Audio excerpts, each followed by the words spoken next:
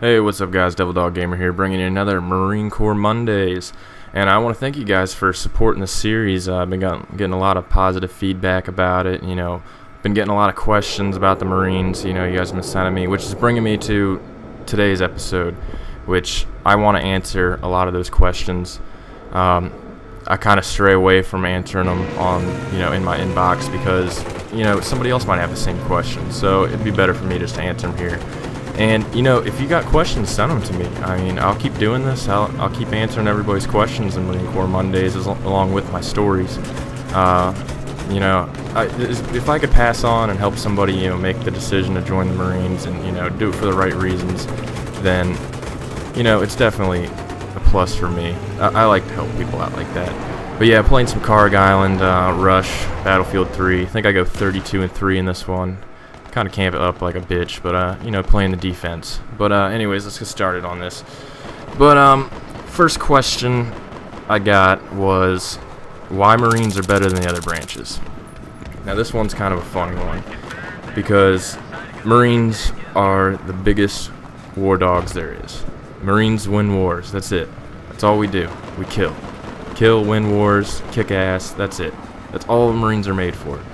All that World War II island hopping, that was like D-Day every time they hit an island. And they went in there and, a couple weeks later, boom, island's taken. We don't care, Marines are they're the kind of people that would walk into an ambush and they'd fight to the last man. They wouldn't retreat, wouldn't, run away. They'd fight to the last man. They'd gladly do it for no reason other than because they're helping their buddy next to them. Yeah, but the Marines is kind of like, it's a pride thing. Like when I graduated boot camp, it was the greatest day of my life. Nothing will ever top it. I could be the first man on Mars, and that still wouldn't top the day graduating boot camp. Like my grandfather was there, who was a Marine. He was a Marine drill instructor, was in Korean War, was on the Presidential Guard and the Silent Drill Team, back in the day. And when he was there, he was crying. And that's how much pride there is that's involved with this, honor and stuff. I've never seen my grandfather cry. This is, a tough guy. He's sitting there crying. My dad, he was an Army Green Beret, which is Special Forces. I'll give it to him, whatever, Special Forces. But he was crying. Everybody I knew was crying, and it's that kind of, it brings that much pride to everybody you know, and they're so proud of you. And it's one of those things that's like you're never gonna top it, and it's like you're constantly gonna be, how they say once a Marine, always a Marine. It's true. I don't really call myself an ex-Marine. There's no such thing as an ex-Marine. You can call it as a former Marine. Most people just call themselves, still Marines, but I try to stay away from that, just of people confusing people, thinking, I'm actually still in the Marines. But it's a big pride thing, and that's what it is. It's the honor of being, the biggest badass that walks on the face of the planet, and that's what a lot of it is. You put yourself through hell and back, and you become something special, and that's all that matters. The other branches, they do their jobs, but when you tell somebody, like if you were go and talking to a woman or talking to somebody, you're like, oh yeah, I'm in the Navy, oh okay, cool. You tell them, oh yeah, I'm in the Marines. They're like, wow, oh my god, that's cool. What's it like? They're curious because it's such an elite, special, honorable thing to be in the Marines. Which brings me to my other part of why the Marines are better than any other branches: the dress blues. Now, I don't care if you're the ugliest motherfucker to walk this planet. You put on a pair of dress blues and you are getting laid. I don't care. Anybody can do it. I've seen the worst looking guys in the world pull like the best looking girls wearing freaking dress blues. It's like it's taking candy from a baby. Women love it. Absolutely freaking love it. Like if I could still fit in, well, I could still fit into my dress blues, but they're kind of still messed up and stuff. So if I could wear them every day without getting the looks from all the the other former Marines and stuff, I totally would. It'd be like stealing candy from a baby. It's so easy. You have no idea. And if you're planning on joining the Marines and like you're a virgin or whatnot, you're not gonna be after that. That's the kind of prowess the Marines have. It's people go crazy for it. Alright, so the next one, why should you join the Marines and your reasons behind joining. And this is one of the things to being successful in the Marines is that you have to do it for that pride and that honor. You can't do it for anything else. You can't do it for signing bonus. They don't give out signing bonuses in the Marine. They don't pay you to join the Marines. You want to join the Marines. There is no signing bonus. You want to do it because you want to be the biggest badass to walk the planet. You want to be that guy, you know. You want your friends to come home and your friends go, wow, you know, what the hell did they turn you into? That's what you want. You don't want a signing bonus. I never heard of anybody in the Marines giving out a signing bonus. That's the biggest load of crap. If you're joining for a signing bonus or the GI Bill and that's all you care about, you're in the wrong branch. You're gonna fail. You're gonna hate every second of it. Just if that's your reasons behind you want to join just to get free college or a signing bonus, go to the Navy. You're gonna like it. Don't join the Marines. You're going to hate every second of it. The people who are successful in the Marines are the ones who actually want to be there, who love it every second of it, willing to die for the guy next to him they just met. Those are the guys that are going to freaking do good in the Marines. Those are the people who are going to love it.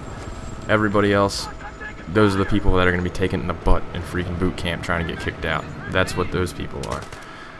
Alright, so I got another question about, should I join the Marines before or after college? Now that's kind of an iffy subject. There's two parts to it. I would say join before college if you want to be enlisted and you're looking, you know, and you want to get out after your 4 years, do your 4 years in infantry or something, you know, at least become a Marine and get out and use your GI Bill, you know, to do something else. But at least, you know, you had those 4 years, you were a Marine, you loved every second of it. Maybe you do 8, who knows? There's people like that. I would say do it before if you're gonna, you know, if money's an issue and you kind of want to get it out of the way when you're younger, or at least get your foot in the door, you know, at least experience this war before it disappears. I would say do it before college. Now, if you want to try to do the officer aspect of the Marines, I would say do it after college. Because what happens is if you have a bachelor's degree, a 4-year degree, and you go into the Marines, you go in as enlisted, what happens is, well, unless you do ROTC. If you do an ROTC program while you're doing your 4-year degree, you're going to get commissioned into the Marines as an officer, as a, you know, what is it, like second lieutenant butter bar. But, and, you know, if you do an academy also, if you do an academy, you know, the Naval Academy is the one that does it. You can pick to change over to Marines like halfway through, I think it is. But you can always end up getting your bachelor's and then going in and boot camp, and then you can actually become eligible for officer candidate school, which is kind of like another boot camp, but to become an officer. And officers, I'll give them that. Sometimes it's a lot of paperwork, but you got the respect. You lead people. You know, it's a big job. And if that's something you want to do, and you know, use the GI Bill to pay off some college loans or something after that, you know, go for it. But if you want to get in there and, you know, just experience the Marines as it should be, I'd say do it before college. You know, become enlisted, do 4, 8 years, you know, grunt, mechanic, whatever you want to do. Get out, use your GI Bill, go to college. You know, you'll go to college like a pimp, walking there, knowing the stories, you know, telling people war stories and whatnot. And trust me, it works. Women freaking love that stuff. I don't care what anybody says. Alright, so another one. How do you get picked for a job in the infantry, like mortarman, machine gunner, small gunner, you know, stuff like that? Now, the thing with that is, when you're in SOI, about halfway through, they open up to the different jobs. And it's all based on GT score, and when you go in there, you kind of do a list of your top 5 of what you would want to be. And they kind of pick around that, the instructors pick who they want. And it all kind of goes on to, you know, your physical fitness, how well you've been doing, you know, how you've been doing on hikes. Because when I went in there, they had an opening for mortarmen in SOI. They said they had 2 slots. They just flat out asked us. They're like, you know, they pick people. They're like, we got 2 slots of mortarmen. So I was like, oh, I'll do it. And they asked, they're like, have you fallen out of a hike? I was like, yeah. And they're like, no, we're not going to take you as a mortarman. Because they got to carry the base plates, the mortar tubes, the sights. I mean, the mortar tube itself is like 100 pounds. The freaking base plate's like another 100 pounds on top of all your gear and weapons on these hikes. And you hike a lot in SOI. You hike in every range you go to. At least you go to a range for about 3 or 4 days, or you go for a week. You're hiking 10 miles there. You're hiking 10 miles back to the barracks. That's how it is. It's not easy. So, I mean, that's how they pick the jobs. You know, it pretty much goes by how your performance is in SOI, you know, the first couple of weeks, and how the instructors think about you. But they're not really that special. You're gonna get to handle every weapon system pretty much, except for the small and the mortar. That's kind of stays with the guys. that are actually trained for it. But like the 240, you know, the 50, you'll get to touch them. You know, don't freak out if you're not a machine gunner. You'll get to touch them. And that brings us to another thing. How do you become a DM, designated marksman, which is actually what my job was. What happens with that is most units have a stay platoon, which is, you know, your scout snipers. And then within that, you know, they're their own platoon. And then within a normal platoon, there's maybe 1 or 2 designated marksmen. And they usually carry, like, you know, the SR-25, M110 is the new one they got, you know, the Barrett.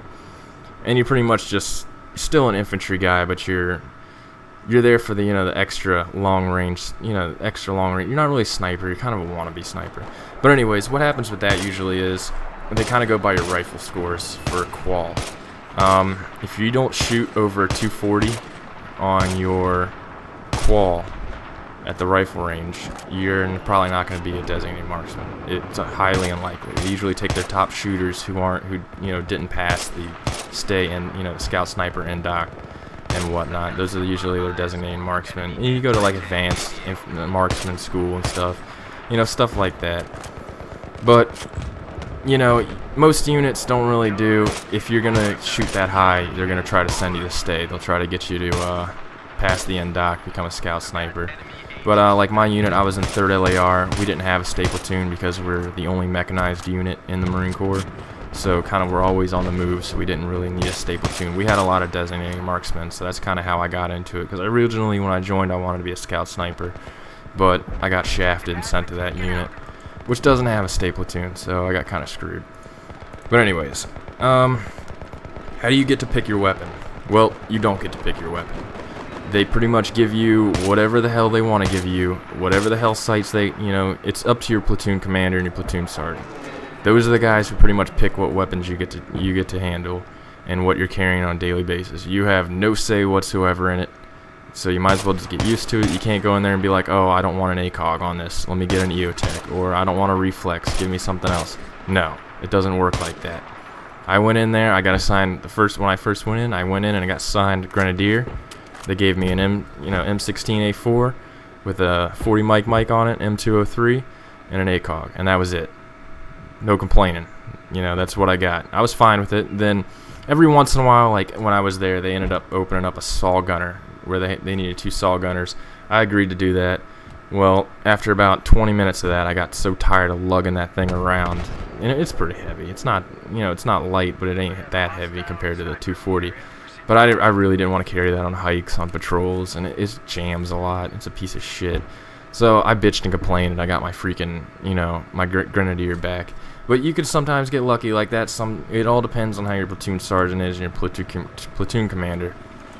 But usually they get the say, and they're pretty stiff on it. They usually give the ACOG to the best marksman. If you got a pizza box, you're not really going to get the ACOG. You'll probably get an EOTech or maybe a reflex, because they're not, you know, mostly they're giving out the ACOGs nowadays for the Marines, unlike the Army with the aim, you know, with the aim points, the red dots. But you know, they're kind of getting kind of crazy with the sights nowadays. You know, they're getting the ACOGs with the reflexes on them. You know, they give you a reflex if you have an ACOG, the 12 magnification ACOG, all kinds of stuff. It's whatever they want to give you, whatever your unit has. And not every unit has every kind of weapon there is. Like, your unit might not have an M21 or an M39. Your unit might only have an M25 or an SR25. It all depends on what your unit has as to what weapons are issued. Almost every unit has the big 50 cals, the M107, you know, which used to be the M82. Some units might have the new M110. You know, it all depends on what your unit has in the armory as to what kind of weapons you get. But you might be able to finagle your way around to get something else. Do you pick where you get stationed? Well, you can write what happens when you get to your MCT or SOI is you get a wish list of where you want to be stationed, and you kind of write it down in order. That has no chance of ever coming true, so you might as well just leave that paper blank or put it bumfuck Egypt, because it's not going to happen. I put Hawaii as my main duty station. I ended up in 29 Palms, which is the biggest shithole in the entire world. If you get stationed at 29 Palms, you'll know exactly what I'm talking about. The Stumps is fucking gay. Alright, But it's whatever unit needs that MOS. What happens is, when you get close to graduation, units send in, there's kind of like this database that what people are EASing out and what MOS they're gonna need to fill that slot. And usually what happens is, like a month or 2 or 6 months before the guys EAS, they bring in the replacement MOS for them. And you're the boot, so they're supposed to be able to help you along and whatnot. And that all depends on where you get stationed. You can get stationed, like I went to Paris Island. I went to I went to Camp Lejeune for Camp Geiger, which is inside of Camp Lejeune, for SOI. And then during SOI, everyone else in my unit got sent to 3-8, who is in SOI, which is in Camp Lejeune, and 5 of us got picked for LAV school because we were going to go to an LAR unit. So we got shipped to Camp Pendleton to go to LAV school, went to LAV school, and then it was either Camp Pendleton or 29 Palms. We all got sent to 29 Palms at 3rd LAR. You don't know where you're gonna end up. There's nobody can tell you where you're gonna end up. You're not gonna know. Just go with the flow. Don't get mad about it. I went across the entire freaking country. It could have been worse. It could have been in Okinawa, which is lame. But anyways, you really don't get to pick. And a lot of things change. Like I went in there and I was supposed to be I got trained to be an LAV crewman. That didn't happen. I got to my unit. I was straight up back to 0311. And the funny thing is, an LAV crewman is the only armored crewman for an armored vehicle that's actually in the infantry field. It's no 313. Like the tank drivers for the freaking Abrams and stuff, they're not infantry, they're pogues. But the LAV crewmen are infantry, because what happens is they're trained because LAR is supposed to be the tip of the spear. You go in after the helicopters, after the jets, and you freaking rush forward, scout everything, take out what you can. You got troops in the back, your scouts, you dismount them. It's all kinds of craziness. But a lot of what they've been doing now for LAR, if you're ever interested in doing LAR, but they'll send you on dismount deployments where you leave your LAV 25s behind and you'll go over there as normal infantry because you're trained that way. You're a normal infantry unit, but you have these freaking badass 14-ton tanks that you can roll around in. It's a pretty cool unit. It's actually, LAR units are the most firepower equipped units in the Marines, because it's an infantry unit and a tank battalion at the same time. It's both. So instead of having, second tanks attached to freaking 222, you have an LAR unit, which is the same thing, and capable of doing the exact same thing all in one unit. Then you got the anti-tank LAVs, the air defense LAVs, the mortar LAVs. You pretty much got everything, and you can pretty much fuck shit up. Those things are badass. If you play Battlefield 3, you know exactly what I'm talking about. Imagine that in real life. That thing is freaking nuts. But yeah, there's the Marines, I'm not gonna lie, it's tough. It's a mind fuck the whole time. And they don't make it easy for a reason, because a lot of situations you get put in when you're in the Marines is pretty hard, and you got to be willing to die for the guy next to you. You don't know. But yeah, you guys got any more questions, just send them all over to me. You can comment on one of my videos. I read all my comments. Send me a private message. That's even better. I'll answer all my questions for these Marine Corps Mondays, but I'll probably do it once a month for these, and then just do stories the other 3 times for a month. But yeah, make sure you guys like, subscribe, comment. Alright, talk to you later.